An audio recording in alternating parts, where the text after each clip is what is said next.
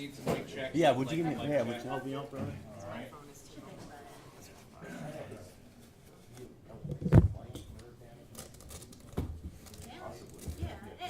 Talk. All right. Your Give us a word. training offices for the Erie County Sheriff's Office. My name is Elton John. I am the fill-in sheriff for this Friday. Make a good stand. I don't know what happened. Just we arrested some people.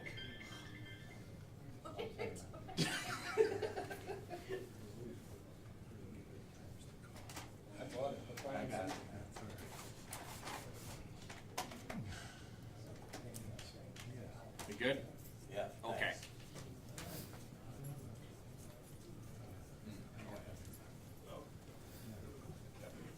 Everybody, that's my stunt double. You got all the looks, huh? Yep. Gotta exhale.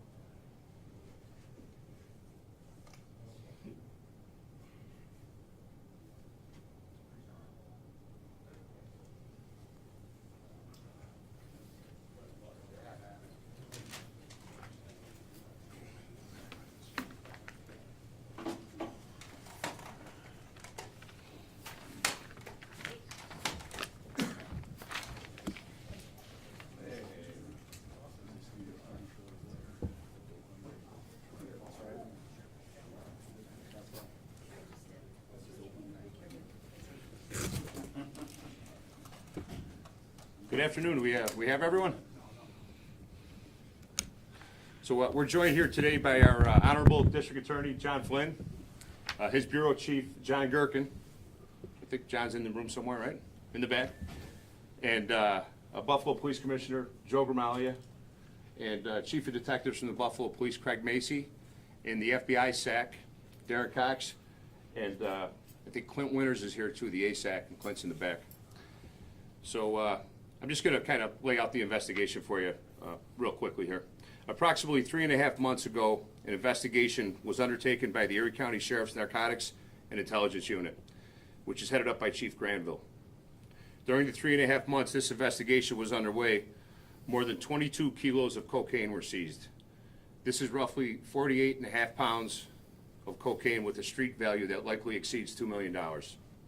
Last night, with the assistance of the Buffalo Police Intelligence Unit, the FBI Safe Streets Task Force, the District Attorney's Office, and the Erie County Sheriff's SWAT team, this investigation culminated with the seizure of 14 kilos and the arrest of 3 individuals identified as 48-year-old Timothy Tucker of Inglewood, California, 23-year-old Chastity Banks of Los Angeles, California, and 19-year-old Lawani Gato Aronadigi of Henderson, Nevada, which is near Las Vegas, Nevada.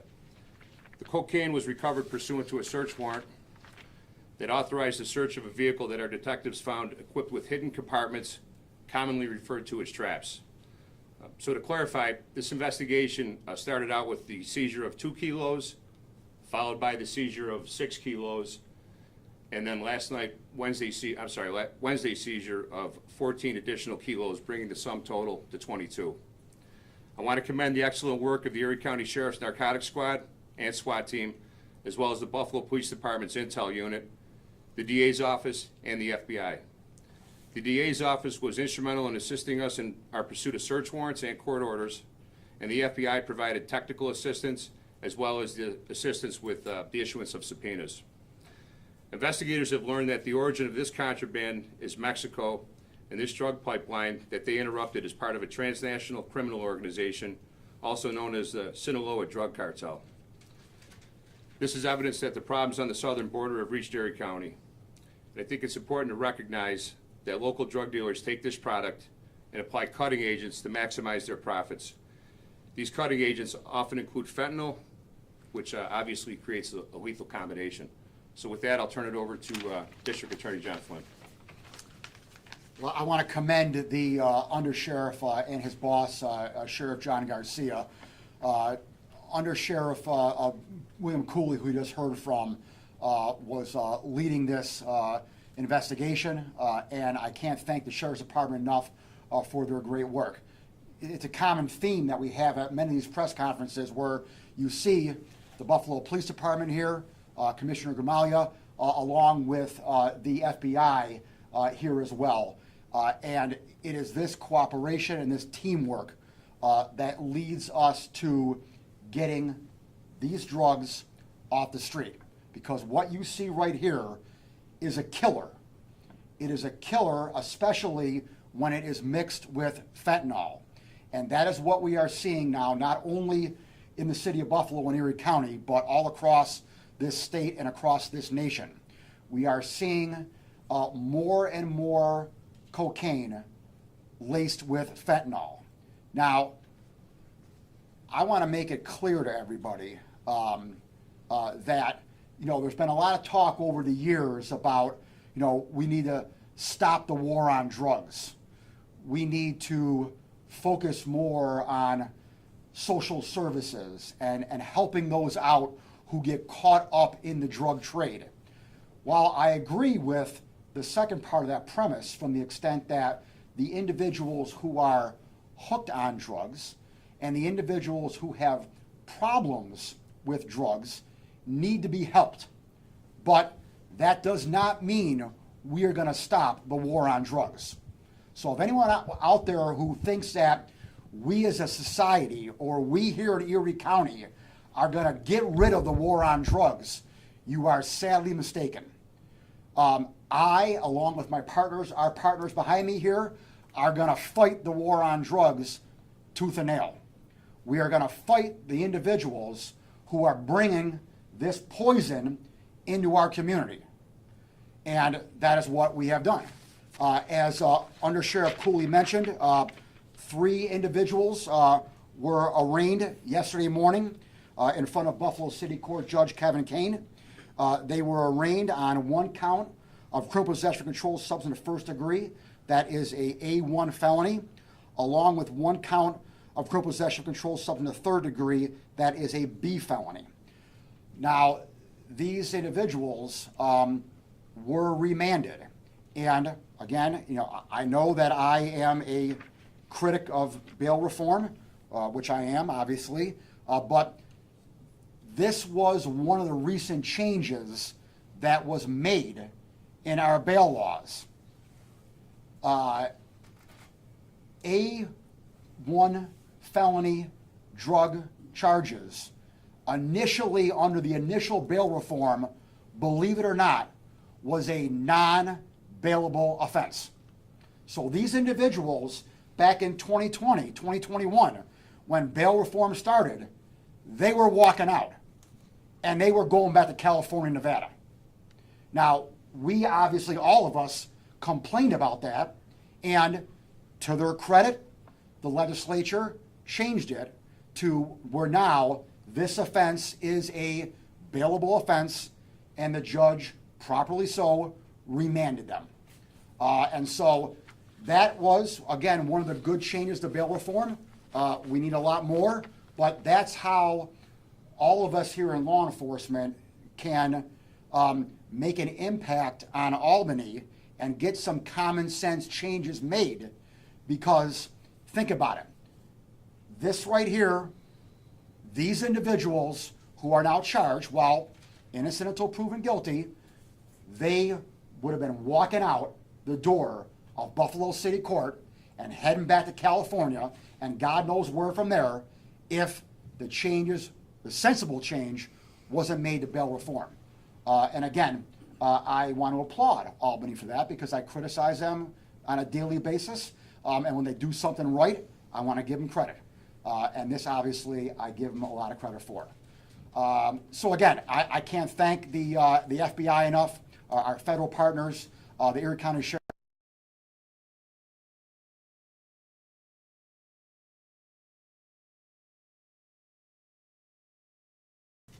Thank you all. First and foremost, I want to commend the work of all the investigators who put all the legwork, all the time, all the effort. That includes all sworn law enforcement, the district attorney's office, everybody that was out there doing the work to put on this table what you see here. What you see on the table, it goes further, it goes beyond this. This seizure saved lives. It saved lives from overdoses, and it saved lives from shooting victims from the gang war that would have led to further shootings that impacts the city of Buffalo, and it takes it even beyond that. So this has a wide-reaching impact on what happens right here in the city of Buffalo, and that's because of the dedicated hard work by the investigators that worked on this case. I want to thank all the partners up here. We stand before you on several occasions, and we talk about the partnership, we talk about the bond that we have, we talk about the great working relationship. It's not rhetoric. This is actual, good, solid working relationships among all the agencies. It's a cooperative effort. Nobody takes the lead. Nobody, steps in and says, this is mine. As soon as we get on top of something, whichever agency it is, we're calling the other agencies, and we're doing this collaboratively. That's how we get things done. So thank you to everybody behind me, and thank you to all the investigators. A lot that you don't see. They stay out of sight, and they're out there already working the next case. Thank you very much. Hi, I'm Darren Cox, and the Acting Special Agent in charge of the FBI. I'd like to thank all of our partners up here, congratulate the investigators on this great investigation. These arrests and drug seizures show the commitment of the FBI Safe Streets Task Force, the Erie County Sheriff's Office, Buffalo Police Department, and the Erie County District Attorney's Office to work together in removing drugs from the community. As a top priority of all of the groups up here, we are targeting, we are disrupting, and dismantling violent criminal organizations which frequently traffic narcotics like these, cocaine, heroin, and fentanyl in the area. Our partnership is the key to that success, and everyone up here every day is working diligently and very, very hard to make sure that we take these narcotics off the street, the violent offenders off the street, and make the community safer for everyone in the Buffalo and the Erie County area. So again, I'd just like to congratulate the investigators. Thank you all for your hard work and the partnership. Thank you. Thanks, everyone, for your perspective on this case. Are there any questions? Yeah, you mentioned the cartel, the Sinaloa cartel. Can you explain the connection there? I can't get into detail on it, but investigators were led to believe that the genesis of this contraband started south of the border. Okay, so Mexico, but I mean, is there definitely a cartel connection? There appears to be a cartel connection. And is there, there was that big, the crazy sea cucumber case that from a few years ago. Is there any kind of connection to that? I don't have any comment on that. Okay, and then finally, the substances here, have they been tested? Is it cocaine? Is it mixed with fentanyl? Do you know yet? Yes, some of the product's been tested, and it's cocaine. It's cocaine. So it hasn't been. You were talking about the fentanyl mix, but it's that hadn't happened yet. That would maybe be the next step. Yeah, quite often where the cut agent gets applied, it's after the fact at the lower level dealers, for that matter. Are you finding more drugs, more illegal drugs coming over the border from Mexico and ending up here? Yep. Chief Bradley, you have any comments?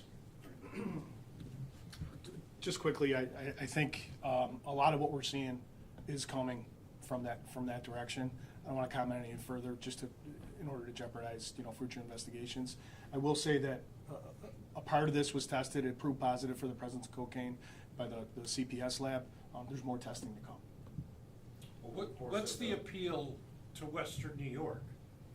Or are there piles of this stuff in mid to major cities all across North America? Well, I think that just goes to show you what our communities are faced with on a daily basis, not just here in Buffalo, but Erie County as a whole. This is a problem. We're trying to address it, and I'll piggyback on all the comments. This is a cooperative effort. Without the relationship that we all have, this doesn't get done. Furthermore, I'd like to kind of give a little bit of an applause to Sheriff John Garcia and Under Sheriff Cooley. These are guys that have done this job, that have been out there, along with Commissioner Joe Kermalia and Darren Cox and everybody else. These are guys that have done this. They were boots on the ground. So those conversations and integral parts of the investigation, when we're talking about that, it's good to have them in the room because they've done it. So it's proved out with this arrest here. There was an organized effort to get those drugs here, so that means was there an organized effort to receive them? Because it was obviously the destination was here at Buffalo to be delivered to the streets. Is there an organization, gang, any group, organized group here that was set to receive the drugs? Yeah, this investigation is far from over. We do expect some local arrests in the near future, but again, we'll have no more comment on that. Where were the suspects operating out of homes, businesses, and ultimately, where were the arrests made? The arrests were made in the city of Buffalo at a single-family residence that was utilized as a Airbnb. And they were just distributing or holding it there? At the time of the search warrant, I will say this, they were dismantling the vehicle to retrieve the narcotics from the vehicle. Can you talk about where in the vehicle, or? I'd rather not. It was very sophisticated. Okay. But Can you explain the whole, like, the car was coming, wait, the car drove here from what we know, came in from California.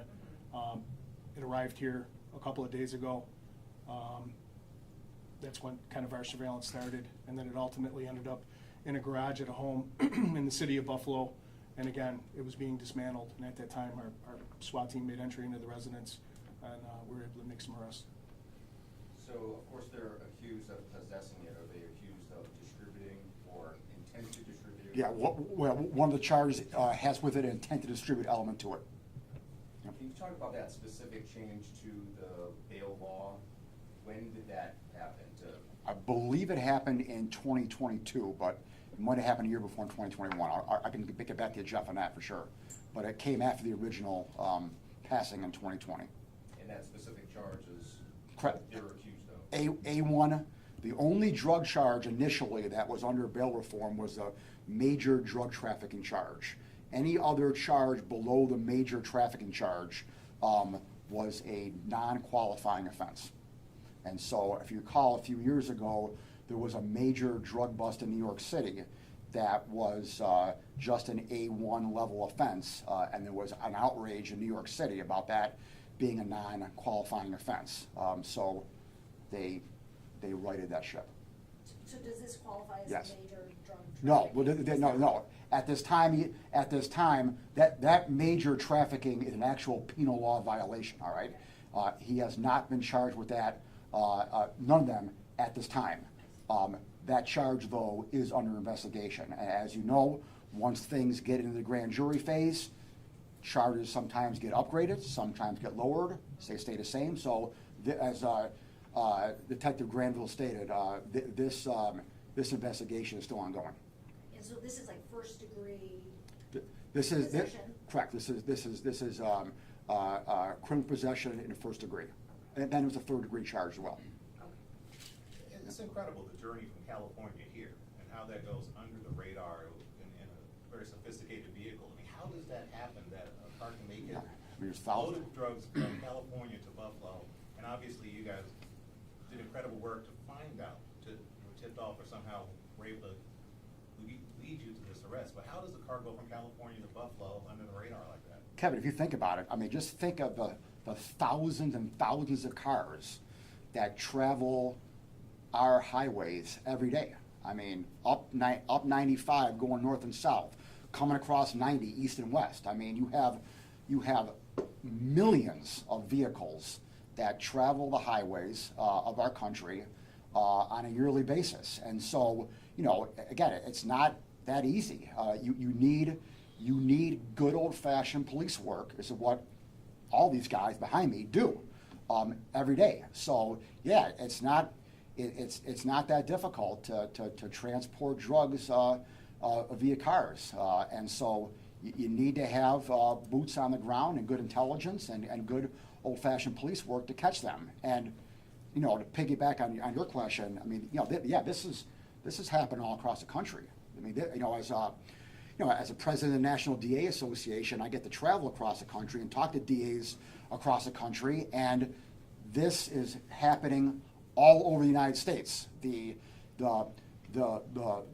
borders are a problem for illegal drugs, especially the Mexican border. And while we here in Buffalo, see it on TV that we have problems there's problems in Texas, there's problems in New Mexico with our border, it doesn't affect us. Well, that's just not true. This is here in Buffalo, New York. So the problems that we have in our borders affects us in Buffalo, New York. You You said the property was being used as an Airbnb. What do we know about who owns that property? Was it a local citizen? Yeah, I'm not gonna comment on that, because that's part of the evidence in the investigation. What other issues are you seeing as a result of the migrant surge? The main issue is the cutting with fentanyl. That is the biggest problem that we are seeing, okay? This right here, if it got down to the street level dealer, all right, is gonna be cut with fentanyl, along with other stuff as well, okay, to make it more profitable. But when it gets cut with fentanyl, and a user doesn't know that, and snorts that, thinking it's just pure cocaine, that can kill you. And we've seen that not only here in Buffalo, but we see that all across the country. That is our biggest fear, is that when that gets cut with fentanyl, it literally kills people. And as Commissioner Gamalia said, the other consequences is that this is worth a lot of money. And individuals who sell this want to protect their turf and protect their money. And when that happens, shootings happen and violence happens. So it's not being over the top here and saying that every one of these men behind me and my ADA John Gherkin literally save lives. Have you come across that Airbnb issue before, as it being an easy way for criminals to do stuff there? This is the first I've heard of that, but again, individuals who deal at this level right here are smart and sophisticated. Is it safe to assume there's a sophisticated car full of fentanyl somewhere out there? It's safe to assume that, yes, absolutely. It's safe to assume that unfortunately there is illegal fentanyl all over this country, and all over the streets of every major city in this country, and even the rural areas of this country. Fentanyl has killed millions of people in the past 20 years.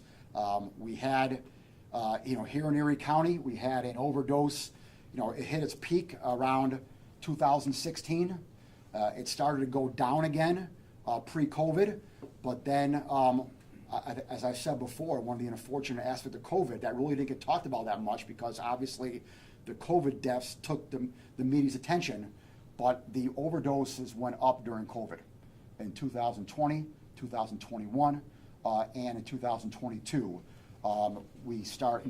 They started going back up again. So that is one of the silent killers of the COVID area, is that the fentanyl overdose, not only here in Erie County, but across the country, started going back up again. Obviously, that's a very large amount of cocaine, but how unusual is it for a seizure like that? Yeah, I don't know.